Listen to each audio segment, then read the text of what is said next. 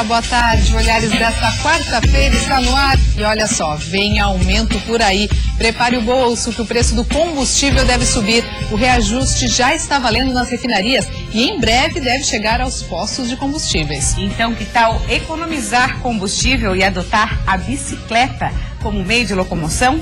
Uma cartilha com orientações aos ciclistas foi lançada pelo Ministério das Cidades. Para os ciclistas, mais quem dirige, os pedestres também tem que conhecer as regras, né? Sem falar que andar de bicicleta é um ótimo exercício, né? E falando em exercício, 66 quilômetros de montanha, praia, dunas e área rural. O desafio Montandu acontece nesta sexta-feira na Lagoa da Conceição e vamos conversar com 2 atletas que vão participar dessa competição. Legal, vamos falar também sobre umidades nas paredes. Saiba que este problema pode ser evitado e tratado se forem tomados aí os cuidados necessários durante a construção ou reforma. Hoje você vai ter dicas de um especialista. Quarta-feira com música aqui no Olhares, o chorinho da dupla Leonel Januário e Wagner Segura. Eles antecipam um pouquinho pra gente do que vai ser o show desta noite em homenagem aos 23 anos de uma escola de música.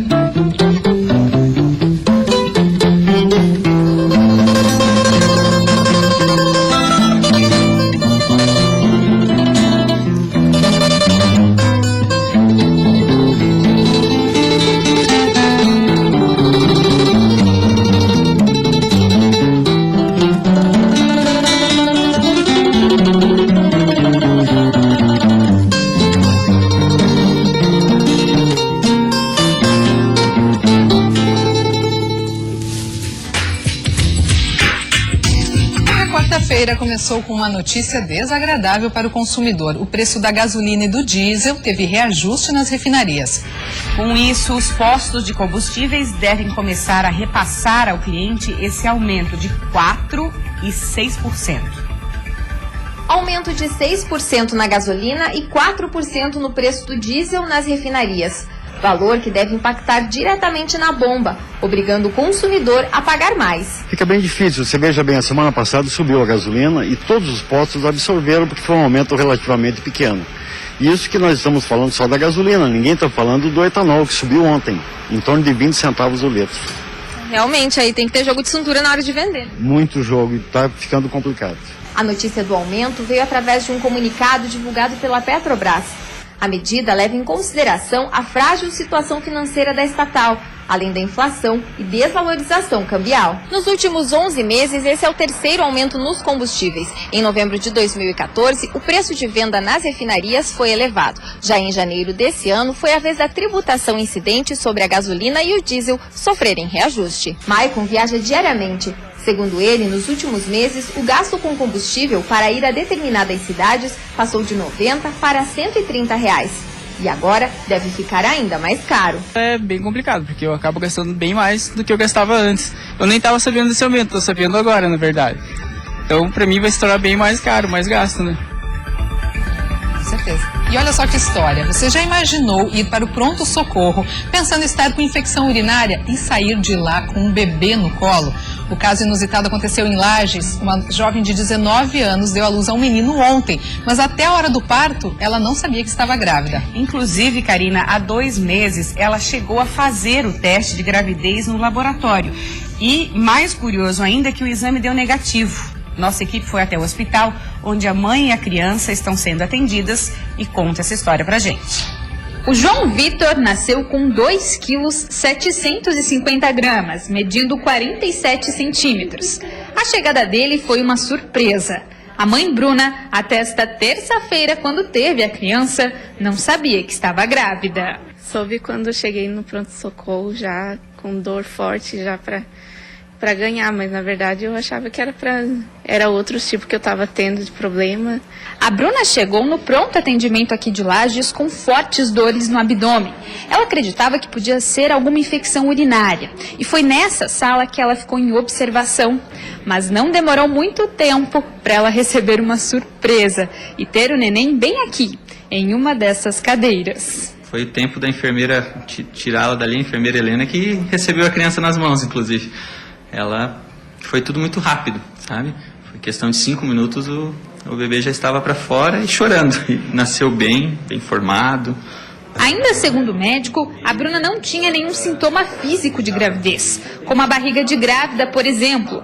Um caso considerado raro. Não tinha o abdômen gravídico, né? Tinha um exame de gestação negativo, feito 2 meses antes, estava fazendo uso de contraceptivo injetável trimestral.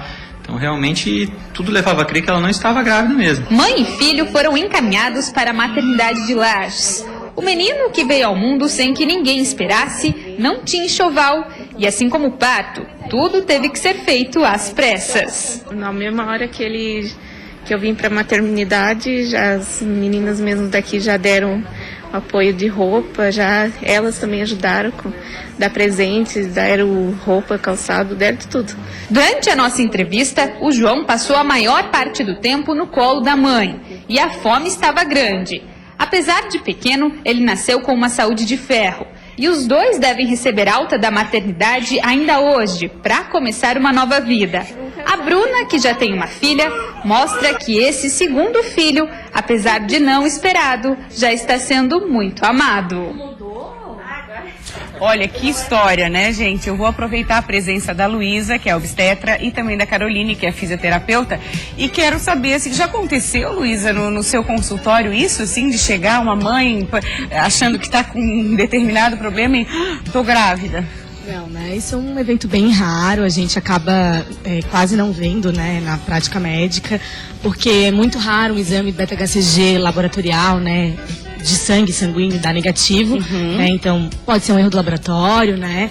E também muito raro a pessoa estar grávida, principalmente no final da gestação, e ser assintomática, né? Não sentir o neném mexer, não ver que as mamas estão mais doloridas, maiores, né? Até o próprio médico da reportagem comentou a altura do fundo uterino, né? Claro que quando a paciente tem um aumento de peso, é obesa, a gente às vezes acaba a paciente acha que engordou e na verdade é a barriga da grávida. E acaba não percebendo. Exato. Mas que é um susto, é. No mínimo inusitado, né? Por isso que virou notícia. Meninas, vamos entrar agora no nosso assunto, que vocês foram convidadas. Vamos falar de incontinência urinária, uma condição aí que atinge homens e mulheres, não somente na terceira idade. É um erro pensar isso, né? Só em pessoas mais velhas. Erro maior ainda achar que é normal. Fala um pouquinho sobre isso, doutora Luísa. É verdade, assim, o que começou a acontecer é que agora que a gente, principalmente as mulheres, né, aumentaram a expectativa de vida e começaram a fazer exercícios, a passear, a sair mais de casa, não como era antigamente, a gente começou a perceber que a queixa de incontinência urinária veio à tona no consultório, né? Antigamente as pessoas achavam que, se eu tô mais velha, perder a urina é normal. Então é mais comum as pacientes, sim, na terceira idade, a partir da 5ª década de vida, terem perda urinária, mas isso não é exclusividade de quem tem acima de 50 anos, né? Tá. Então as pessoas mais novas, elas podem sim ter incontinência urinária e devem procurar tratamento, né? E aí a área da medicina responsável é a uroginecologia, que é um conceito relativamente novo, a gente pode dizer assim? Na verdade a uroginecologia já existe faz muito tempo, teoricamente como definição, né? Mas ela é... A uroginecologia, então, é o que estuda, a ciência, parte da medicina que estuda o assoalho pélvico, né? Então, as patologias, as doenças associadas a isso. Que aí a gente vai traduzir bem, então. Incontinência urinária é aquela perda involuntária do xixi. Isso. Certo. Exatamente. Que pode acontecer, geralmente vocês têm pacientes de que idade, assim, mais novas?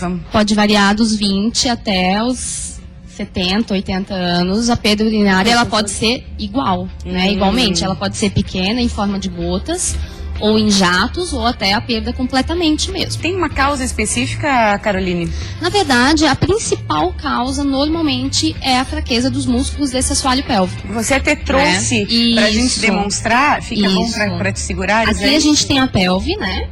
Essa pelve, ela é do tamanho exato de uma pelve feminina. Essa região aqui. Essa região nossa de quadril, que a gente chamava de ancas antigamente, né? Então aqui fica o nosso assoalho pélvico. Ele está sendo representado pela minha mão, tá?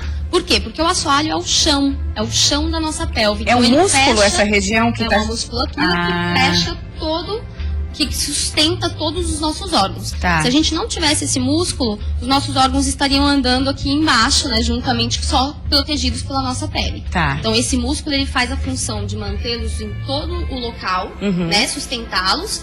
Tem a função urinária, fecal, tanto de continência quanto vontade de ir ao banheiro e esvaziamento, tá? E a parte sexual também. Tá, são 3 tipos, né, de incontinência urinária. Fala pra gente quais são. Isso, a gente tem a incontinência urinária de esforço, tá? Que é aquela que a gente tosse, espirra, pega um pezinho, empurra um sofá em casa, ou até mesmo no jumping, né? Na academia? Na academia. Principal queixa das mulheres mais novas geralmente surge na academia, Na né? academia. Que são aquelas caminhas elásticas e fica pulando, Fica pulando, tem Aham. alto impacto no nosso assoalho, e de tanto impacto, esse assoalho... E, na verdade, nas mulheres mais novas, hoje em dia, o que acontece? A gente tem um tabu em volta disso, e não se conhece essa musculatura, né? Então, a gente malha o corpo, malha o bíceps, o tríceps, o glúteo, mas o assoalho pélvico fica. Por quê? Porque não se fala dessa região. Entendi, fica esquecido. Então, essa é a Isso. primeira por esforço. O segundo tipo? A segunda de urgência, tá? Então é aquela coisa que deu vontade de fazer xixi aqui, tem que sair correndo para esvaziar a bexiga, porque senão pode ir gotejando ou não. Como se não controlasse o movimento. Controlasse, E a exato. terceira? É a mista, que são os 2 sintomas associados, os 2 Entendi. tipos de incontinência associados. E Luísa, num caso, dependendo do caso, claro, cada caso é um caso, mas o tratamento para isso, além dos exercícios para fortalecimento dessa região, tem casos que é preciso cirurgia, muitas vezes? Isso, na verdade, é bem importante que a Carol falou que essa definição do tipo de incontinência urinária vai ditar um pouquinho pra gente o tratamento, né? Então, a incontinência urinária de esforço, que é aquela que a gente perde quando vai fazer esforço, a grande maioria das vezes, quando ela é média ou grave, acaba tendo que se associar ao tratamento cirúrgico,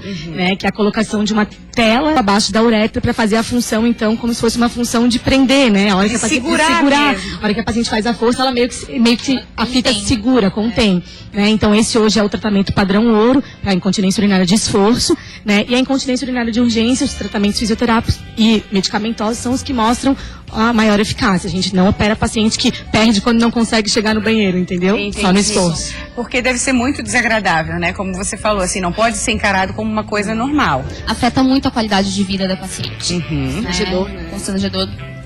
Tem pacientes que às vezes relatam pra gente no consultório, doutora, a gente não consegue mais viajar, a gente não consegue mais sair de casa, porque sempre com medo de ter alguma perda no meio do caminho, né? Tá, ok. Meninas, adorei, muito obrigada. Obrigada, Caroline. Prazer foi nosso. Sempre bom recebê-las. Obrigada e até a Obrigada. próxima. A gente faz um rápido intervalo, depois dos comerciais vamos falar sobre mofo e umidade, 2 coisas nada agradáveis, não é mesmo? Vamos ver como acabar com isso e deixar o ambiente mais agradável.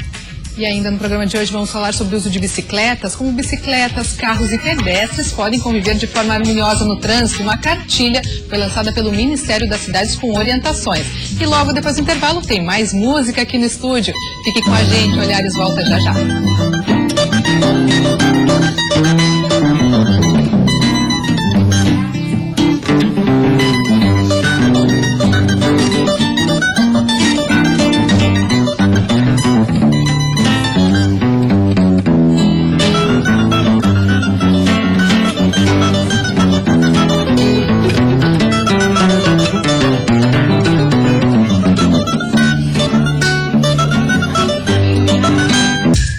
Hora e 23 minutos agora, vamos falar de 23 anos de história. É o que comemora hoje o Centro Musical Wagner Segura, com show especial no TAC, em Florianópolis. O Leonel e o Wagner deram uma fugidinha do ensaio bem rapidinho para vir aqui conversar com a gente. Sejam bem-vindos ao Olhares. Obrigado. Meninos, um prazer tê-los aqui. E a gente começa perguntando esses 23 anos de história. Muita história para contar, né, Que Wagner? bacana. É um sonho, né? A gente conseguir reunir hoje um show onde a gente pode ver o resultado da semente plantada 23 anos atrás. Então, são ex-alunos, né, que eu quis reunir nesse show, cada um com a sua direção, cada um com a sua vocação, uns seguindo o caminho profissional da música, a maioria deles não sabendo pegar o instrumento, e aí vamos ver o resultado hoje no teatro. Diferentes instrumentos, então, no palco. Então, os instrumentos variam um pouco. O que varia é o grupo que entra, que são uns 40 pessoas de formação de grupos que vão entrar, diferentes, assim, 5 em 5, 6 em 6. E que estilos musicais o público vai Olha, poder o conferir? estilo musical é mais música brasileira, na verdade, né? É música instrumental brasileira, o choro, o samba, mas a gente vai dar uma picadinha no Piazzolla, fazer o Adir Nonino também. Olha, que mistura boa. A gente gosta também bastante eu gosto bastante do tango, Vila Lobos também. E esses ex-alunos? Pessoas de todas as idades? De pessoas de todas as idades, de 8 a 70, 60 anos. Dá para você ter ideia, nesses 23 anos, quantos alunos passaram por aí? Há mais de 1.000 alunos, com certeza. Muito bacana. Muito bacana, né? Aí a gente conseguir passar de alguma maneira, né, a beleza da música, a emoção da música para as pessoas e contribuir, né, na formação delas, né? Isso aí é genial. E o Leonel é parceiro, né, de longa data, assim, qual é a sua participação no show? Eu vou fazer vou abrir com o meu mestre, né? Eu sou um fruto aí dessa trajetória da escola, num momento bem difícil da minha vida. O Wagner me acolheu lá, me formou professor e eu fui um multiplicador disso, formando outros alunos também, outros projetos, e tudo começou com um gesto dele, então. Ele é o responsável. Ele é o responsável por várias coisas boas na minha vida, assim, como outros boa. mestres que eu tive, mas ele é muito importante. E você chegou lá sabendo tocar ou deu os primeiros? Eu sabia porque com meu pai, assim, mas não profissionalmente, não na teoria, né? Eu tinha mais a prática. Toda a teoria musical, toda a prática de conjunto eu aprendi com o Wagner. E a escolha do instrumento veio lá ou já veio com o pai na infância? Eu toquei vários instrumentos com meu pai, né? Mas no Wagner lá eu aprendi bandolim um pouco, depois fui pro cavaquinho E a escola tem isso também, né? De ensinar vários instrumentos, né? A escola também estimular a composição, isso é muito legal. Vai ter composição de alunos hoje lá, parcerias, então vai ter sambas cantados com ex-alunos também. Então a gente procura estimular a musicalidade de cada um da sua maneira, né? Eu acho que isso, vocês que são professores, é o grande dom, identificar em cada aluno o potencial, né? Estimular isso. Estimular e dirigir, canalizar da maneira com que ele fique feliz e do caminho dele, né? Porque às vezes o caminho dele é diferente do nosso caminho. Mas se você puder colaborar para que ele enxergue isso e busque o caminho dele com a música, seja lá para que gênero for, isso é ótimo. É importante frisar também que a música, ela te forma na vida, né? É muito completo, né? Isso. Hoje no TAC, às 21 horas, ainda tem ingresso. Como é que as pessoas podem fazer para prestigiar? Olha, as pessoas podem aparecer lá no teatro ainda tem ingressos, poucos ingressos. E aí é R$30 a inteira e 15,5. Tá ótimo, muito obrigada, sucesso, no mínimo aí mais 23 anos para a escola. Obrigado. Obrigada por terem vindo. Vamos ver um pouquinho. Vamos, claro que sim, antecipa pra gente.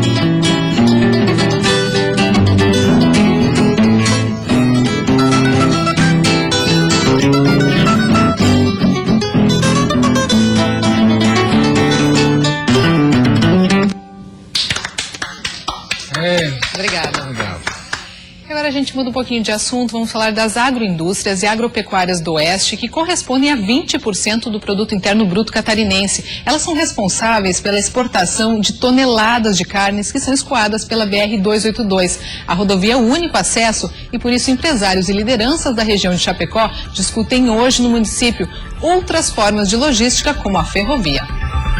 Chapecó é um dos polos das agroindústrias de Santa Catarina e do sul do país, mas a região está perdendo competitividade principalmente para o Paraná, pelas dificuldades de logística para o escoamento da produção. A solução para esses problemas já foi apontada pelos líderes do agronegócio. Duplicar 282 para dar condições de trafegabilidade pelo grande volume de produtos que estão sendo exportados. Segundo, ferrovia. Vamos começar a trabalhar em cima de ferrovia. A gente sabe que é demorado, que custa muito, mas tem que começar a trabalhar. Terceiro, o governo tem que controlar essa economia. Dólar de 4,1 por R$1 disparou demais, está fora do padrão.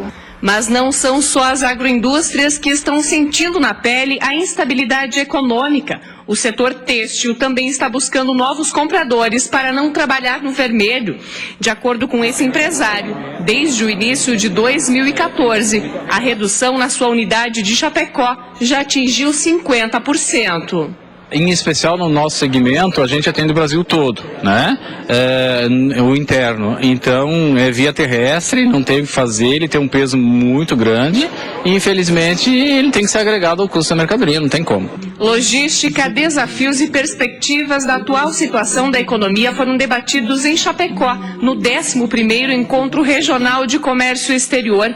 E, de acordo com especialistas, para 2016, os empresários precisam de muito planejamento.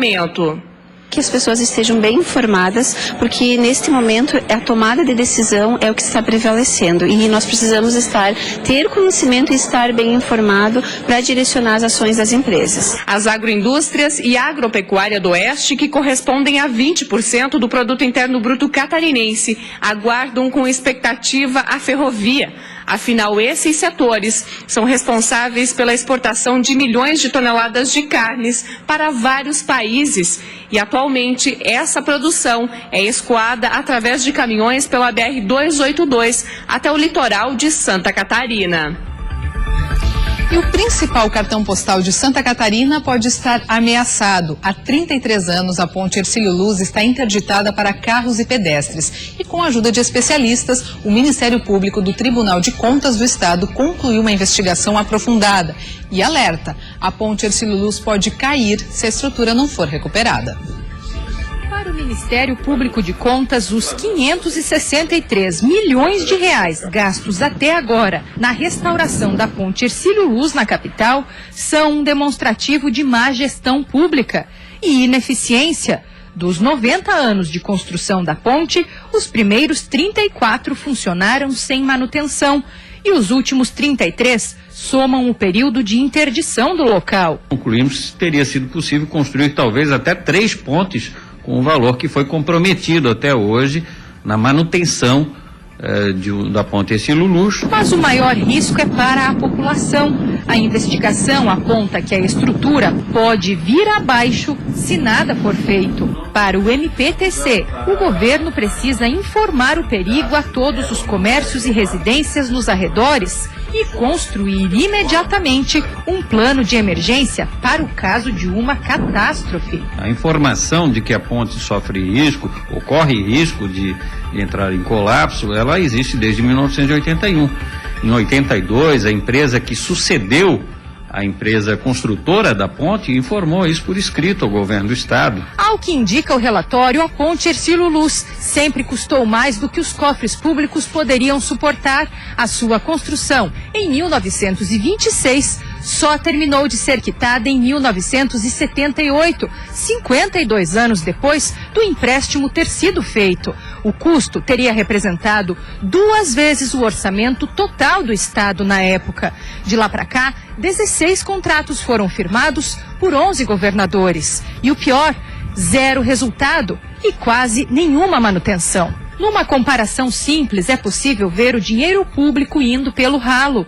A recém-inaugurada ponte estaiada de Laguna, com quase 3 quilômetros de extensão e diversas pistas, custou menos de 600 milhões de reais, enquanto os 821 metros da ponte Hercílio Luz consumiram quase o mesmo valor só em manutenção.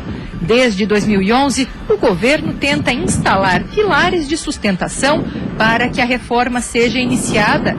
A intenção é contratar sem licitação a empresa americana que construiu a ponte na década de 20. A contratação com dispensa de licitação é algo que deve ser bem refletido pelo próprio governo do estado.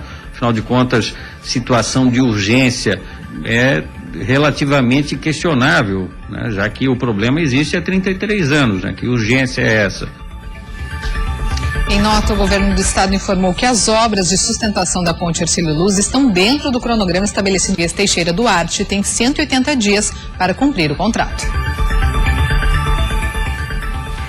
Bolhas nas paredes, pintura descascando, mofo por todos os lados. Gente, esses são sinais de umidade que fica ainda mais evidente durante os períodos chuvosos. A gente convidou o Alan Kremer, que é especialista no assunto. Seja muito bem-vindo ao programa Olhares, tudo bem? Tudo bem, boa tarde a todos. Ele já começou me dizendo que tem assunto para 3 dias de conversa. Vamos tentar resumir, Alan, vamos tentar resumir. O que causa? Vamos começar na causa do problema. O que causa a umidade? É só dias frios, aqueles dias que não para de chover, ou também o famoso vapor nos banheiros? Conta pra gente. A gente chama isso de patologia, na verdade. Tudo que apresenta de problema, na verdade, durante a utilização dos imóveis e pós-aplicação de produtos se chamam de patologias. As umidades, de maneira geral, óbvio, são causadas pela própria umidade do ar, chuvas, intemperismo, e elas se manifestam de diversas maneiras dentro das nossas casas, na verdade. Por exemplo, o mofo.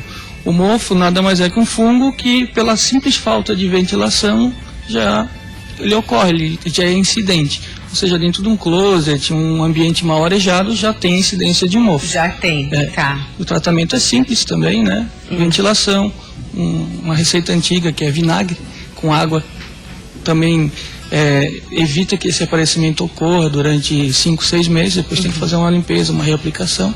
Tá. Até aí parece simples, mas aí começa a questão daquela umidade que começa a ficar com as paredes manchadas, que começa até a descascar a pintura, e aí é hora de reforma. Aí é a hora de uma manutenção com uma intervenção um pouco mais drástica, né? Às vezes envolve uma quebradeira, às vezes é um problema de reboco, que tem um excesso de cal, que está dando carbonatação e acaba causando esse descolamento da tinta. Ora, ele pode ser causado por uma infiltração na fachada.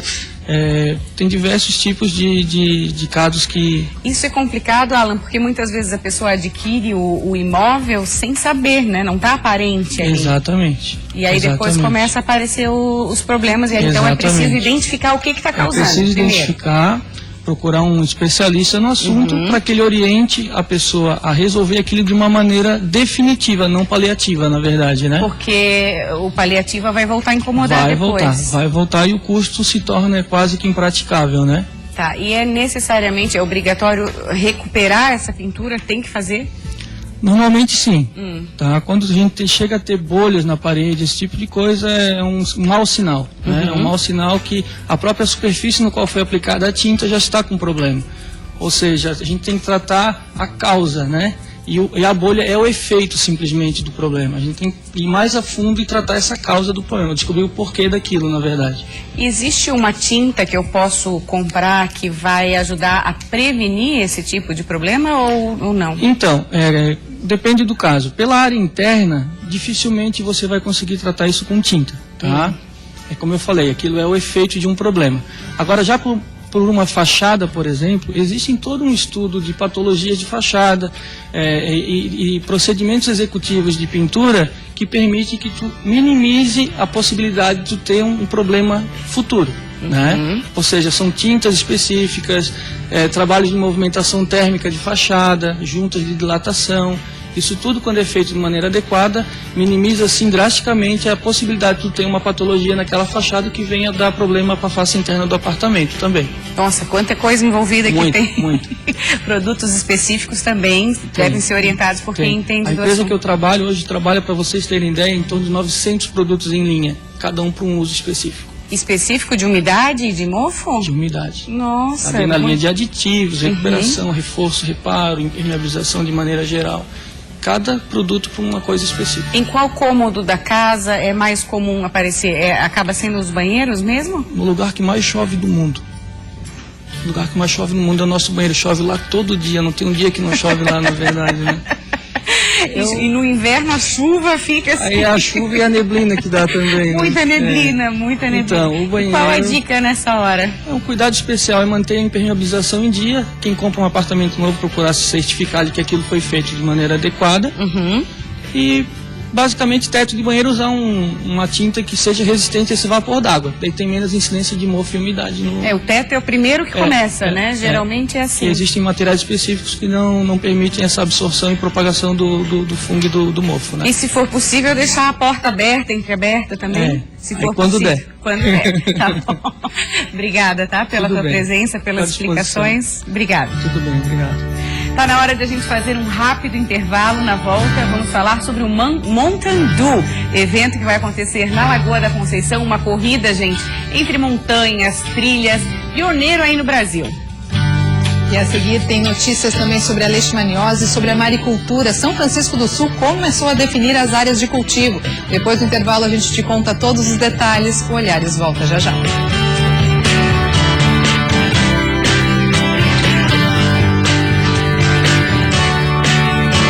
1h42 agora. No dia 2 de outubro, corredores de várias regiões do Brasil vão participar do Mountain Dew Lagoa da Conceição, considerado uma das corridas de montanha mais charmosas do país.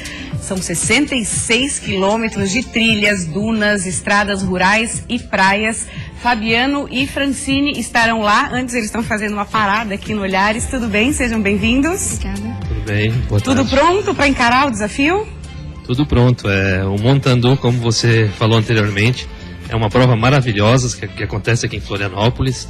E desde 2009, quando o Floripa Runners iniciou esse trabalho de treinos em praias, em trilhas, que os nossos alunos e atletas começaram a ter um gosto maior por essas provas de montanha. E realmente tem um significado bem importante para quem corre nesse tipo de terreno, né? Correr ao lado da natureza é muito mais agradável. Sem dúvida, é mais inspirador. O que muda? Qual é o desafio maior, Fabiano? Bem, o desafio maior é que quando você corre em montanha, ou numa praia, ou numa trilha, você não sabe o que vai encontrar, né? Você tem que ter alguns cuidados especiais, como, por acaso, na praia, por exemplo, às vezes pode ter um objeto pontiagudo, um vidro escondido, uma pedra na trilha. Então são adversidades que você vai encontrar diferente do asfalto, que existem poucas adversidades, poucos obstáculos, e a montanha ela é muito agradável porque você está, além de estar ao lado da natureza, você pode observar várias paisagens diferentes, né? Isso faz com que seu treino ou sua corrida seja muito mais agradável. A gente tem fotos aí da Francine, você já participou, né, Francine, do Mountain Dew? Já, é o meu segundo ano, né? É o segundo ano que eu participo do Mountain Dew. Faz também 2 anos que eu estou participando da assessoria. Vale dizer que a gente se prepara para essa prova, a gente vem treinando para essa prova já desde março. A gente vem fazendo o reconhecimento dos trechos. É uma prova bem legal, bem interessante, que estimula muito os atletas nos treinos, a preparação para essa prova em específico. Eu acho bacana que tem várias categorias. A pessoa pode optar por correr sozinha. Explica um pouco pra gente. Essa prova, esse ano, ela sofreu uma pequena alteração. Ela possuía 74 quilômetros, agora ela foi reduzida para 66. Ufa! E isso... Até parece que faz alguma diferença, mas tudo bem. Essa distância, ela pode ser dividida em 8 atletas, 4 ou em 2 pessoas, né? Então... sozinho não vai? Sozinho não tem. Ano passado teve a categoria solo e esse ano eles retiraram com o intuito de preparar alguma surpresa para o ano que vem, mas esse ano essa prova pode ser feita em dupla, quarteto e octeto. A maioria das equipes são de octetos, né? Isso proporciona que atletas de diferentes níveis de condicionamento possam atuar. Iniciantes, né? Sendo que, desde que tem uma orientação de um profissional de educação física, já está preparado para percorrer aproximadamente 5 quilômetros, que é o trecho menor. E aí o preparador, o treinador, no caso, vai adequando quem está... Os treinos, as planilhas, exato, dessa prova. Você vai encarar quantos quilômetros? Então, eu faço parte de um octeto misto, né? Nós somos 5 meninas e 3 rapazes. O meu trecho em específico, ele tem quase 7 quilômetros. Quase 7. E você, Fabiano? Dessa vez eu vou acompanhar um aluno também, eu vou fazer em dupla com ele. O Heraldo é um aluno de 64 anos. Ele já é bem experiente em provas em ultramaratonas. E eu vou aproveitar para não ficar só no comando, aproveitar e desfrutar um pouco dessa prova maravilhosa e correr ao lado dele em dupla. Sim, vem atletas do Brasil inteiro, é bem procurado, né? Sim, essa prova é uma das mais procuradas do Brasil, existem equipes até de fora do Brasil, né? E neste ano teremos mais de 200 equipes, então vai ser uma grande prova, uma prova com muitos atletas e a maioria deles amadores. Isso que é o legal, né? Pessoas que buscam uma qualidade de vida, uma melhora no estilo de vida e a superação. E essa integração é super bacana entre as equipes, né? Muito legal. Como é que começou o seu interesse por corrida, Fran? Então, como eu comentei, faz 2 anos que eu corro, né? Exatamente por isso, a busca por uma melhor qualidade de vida. Então, eu não gosto do exercício da atividade física indoor, né? A academia, por exemplo. Então, a corrida nos proporciona isso, né? O contato com a natureza, ao ar livre. E essa foi a minha... Por isso que eu optei, né, pela corrida. E um evento como esse, como o Fabiano falou, oportuniza os alunos colocarem em prática o que eles já estavam treinando, não é assim? Com certeza. O nosso trabalho já vem sendo realizado desde março, como a Fran falou. E agora, essa semana, a última semana, é uma semana mais de polimento, de descanso, para sábado curtir a prova e percorrer esses 66 quilômetros com muita tranquilidade e de forma segura. Então é sábado, dia... Sábado, dia 3. Dia 3, então tá, eu retifico que eu falei dia 2, é sábado, dia 3, todo mundo correndo, então, fazendo bonito. Isso mesmo. Obrigada, sucesso, boa sorte para vocês. Obrigada. Karina.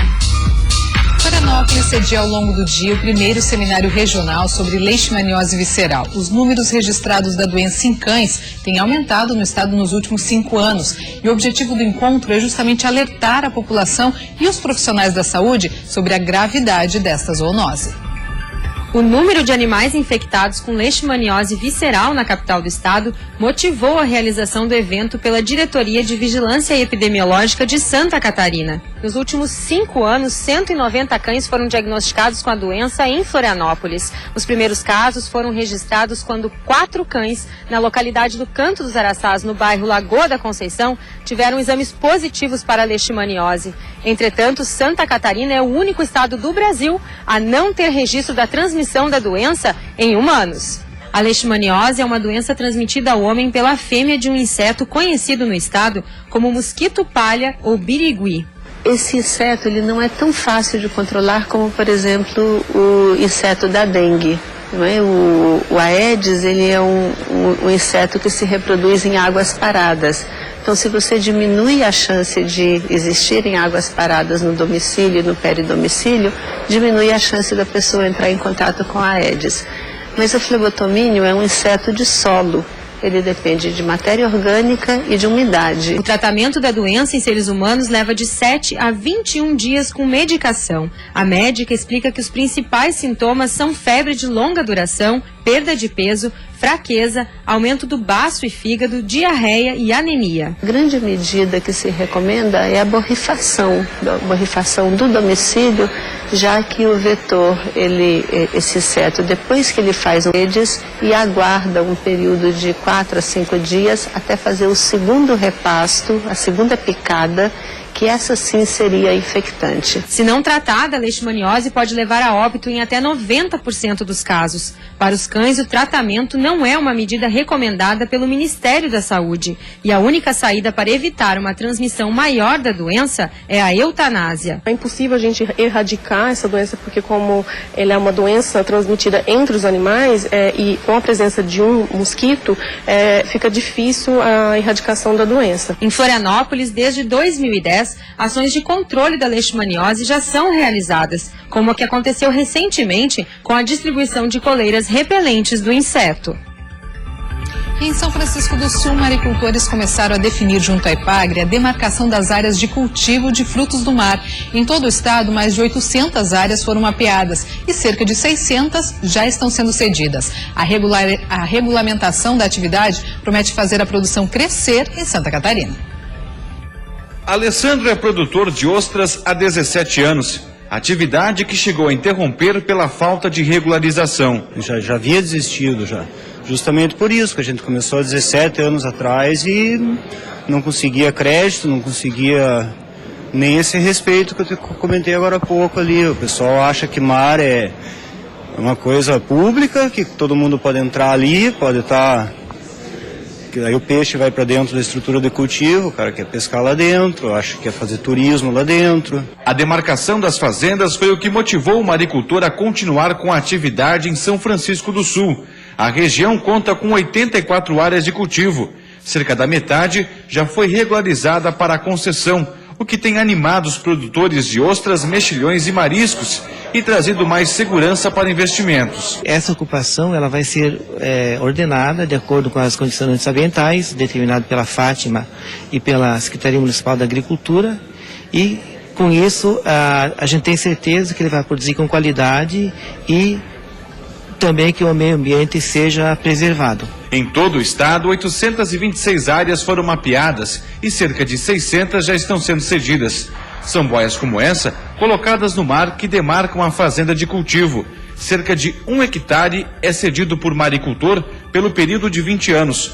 O contrato pode ser renovado após o vencimento por mais 20 anos. Santa Catarina produziu no ano passado 21 mil toneladas de moluscos. 70% dessa produção estão concentrados em Florianópolis. Os outros 30% são produzidos por maricultores de mais 11 cidades catarinenses. A demarcação das fazendas para o cultivo de frutos do mar deve trazer um crescimento significativo à produção. Com a linha de crédito que conseguiu, o Alessandro, que produz 700 quilos de ostras por ano, já planeja aproveitar bem toda a área cedida para ele. Dá para chegar em 10 mil quilos, né? A estrutura da área dá para chegar em 10 mil quilos. Agora, um momento que a gente adora, né, Karina? Verdade. Nós vamos informar que tem presente para nossos telespectadores. Quer ganhar ingressos para o Happy Holly em Florianópolis? É o maior festival de música e de cor do mundo, onde milhares de pessoas vestidas de branco se juntam e criam uma mistura de cores num momento único de celebração, vibração e muita alegria. Esta grande festa acontecerá dia 11 de outubro, um domingo, na Arena One, ali na SC 401 em Florianópolis, a partir das 2 horas da tarde até as 10 da noite, uma festa muito legal para a família toda. É verdade, inspirado numa festa tradicional realizada na Índia, o Happy Holly já pintou mais de 400 mil pessoas nas mais de 30 cidades brasileiras por onde ele passou. Tá, Karina, mas como é que o nosso telespectador vai ganhar os ingressos? Explica. É bem fácil, basta ficar ligadinho aqui no programa Olhares, que a partir de amanhã a gente vai começar a te dar este presentão. Será um par de ingresso por dia, valendo a partir de amanhã, tá? Aí a gente te conta amanhã tudo certinho como participar e ganhar os ingressos para essa festa. Muito bacana, vai se programando aí. Kilder, tudo bem? Seja bem-vindo. Vai no Happy Holly, Kilder? Se o Kilder for, vai de bicicleta. Com certeza. Nosso assunto agora é bicicleta, né? Foi lançado recentemente aí uma cartilha pelo Ministério das Cidades, né? Umas orientações para os ciclistas.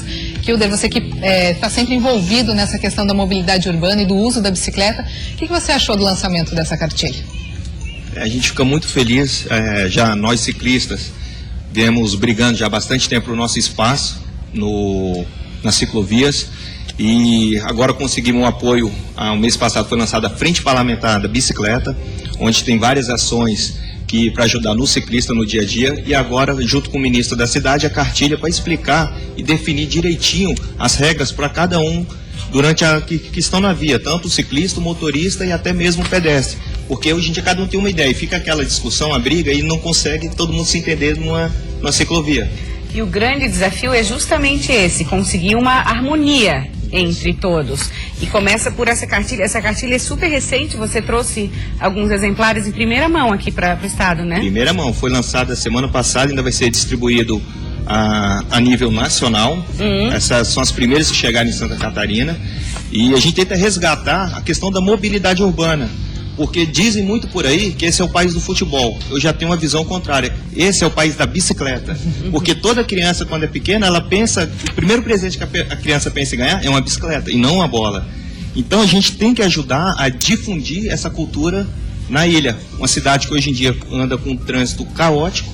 A gente tem lugares bonitos, tem trilhas, tem praias, e a bicicleta está se deixando um pouco de lado. Ela se chama Cartilha do Ciclista, mas que deve ser lida e ter em mãos também o motorista, então o pedestre, para ter toda essa orientação, porque eu vi que ela tem uma série de recomendações até de como montar a bicicleta e deixar ela com os itens de segurança para também auxiliar o motorista, auxiliar o pedestre, né? Afirmativo, até porque o pessoal acha que na beira-mar, porque tem a ciclovia, o ciclista não pode andar também na faixa única ali na beira-mar. Então, isso é bom também para o motorista ler e ver as questões que o ciclista tem direito. Na cartilha, no Código de Trânsito Brasileiro, você vê que a bicicleta também é um móvel e um transporte. Então a gente também tem direito de estar ali no meio da via. E o ciclista, e junto com essa cartilha, ele vai aprender as regras também para não infringir e atrapalhar o motorista. Até uma placa nova, né, vai ser colocada nas ruas, justamente para orientar. Vamos mostrar. Isso. Esse é o lançamento da nova placa, compartilhamento pedestre e ciclista. Agora que, como a gente vê muito na beira-mar, a ciclovia, a gente tem uma ciclovia pequena e geralmente a gente vê ciclista na parte de cima, disputando espaço com o pedestre. Então, alguns lugares vai ser para criar essa harmonia, né? Todo mundo desfrutar, que é uma maneira saudável. Quem está pedalando hoje em dia, ele tem uma vida psicológica, emocional muito melhor do que a pessoa que anda de carro. Você, como presidente da Associação Floripa Amiga da Bike, que outros projetos vocês existem em pauta que vocês estão colocando em prática? Nós estamos trazendo para Florianópolis o Bike Park, que é, por exemplo, igual no caso do Montandu, a pessoa poder ir de bicicleta e ela ter um lugar seguro onde deixar a bicicleta dela, porque hoje em dia a gente vê por aí placas, deixa a bicicleta, mas não nos responsabilizamos. Não adianta nada. Temos um posto bike, onde a pessoa vai poder colocar a bicicleta dela, terá ferramentas, se precisar de um ajuste, vai ter uma bomba, a gente está criando o Bike Nick, que é um evento grande para atrair toda a população no encontro, ou na beira-mar, ou na lagoa. Tem o Bike Bus, que para difundir a pessoa poder utilizar a bicicleta junto com o ônibus. Que legal.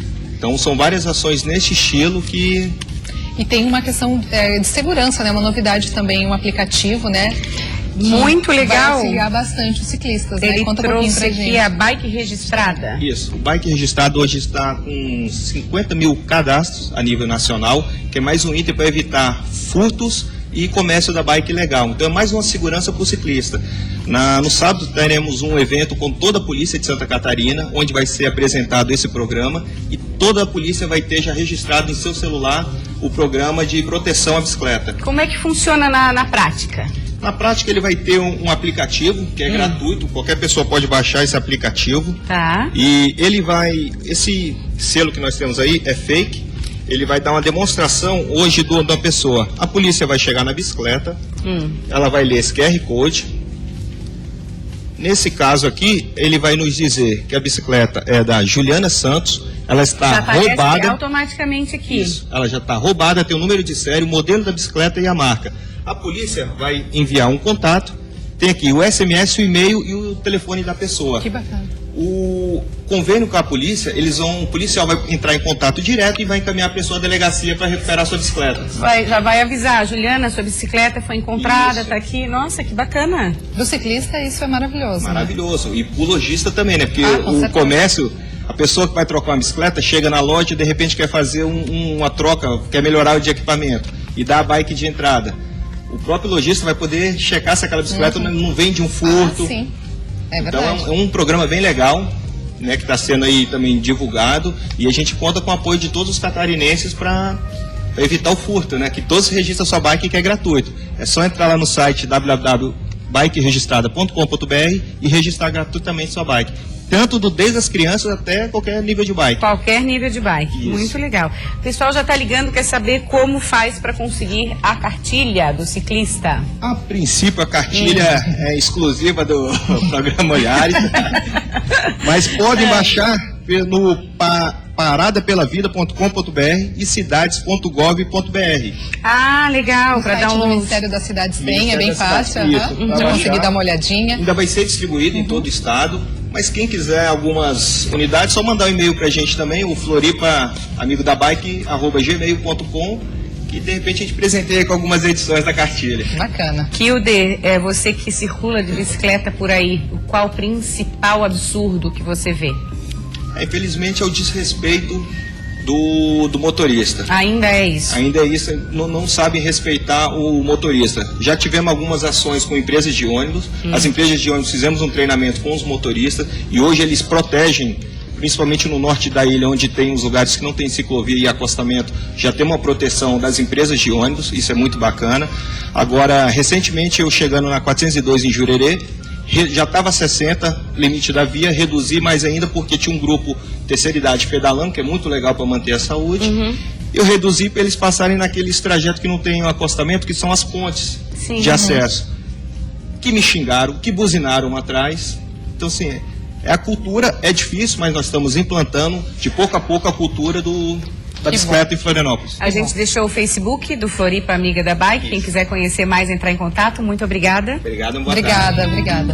E amanhã tem mais, o Olhares vai ficando por aqui, né? Amanhã a gente volta com uma série de entrevistas e reportagens para você ficar muito bem informado. Vamos falar também sobre a escolha do brinquedo para o Dia das Crianças que está chegando. Tem um monte de coisa que tem que ser observada antes da compra para garantir a segurança de quem vai brincar, né? É isso aí. Vamos receber também um adestrador de cães aqui no estúdio. Ele vai trazer o Bud e vai mostrar pra gente algumas técnicas. Bacana. Vem aí agora o quadro Divulgação. Uma ótima tarde para você e até amanhã.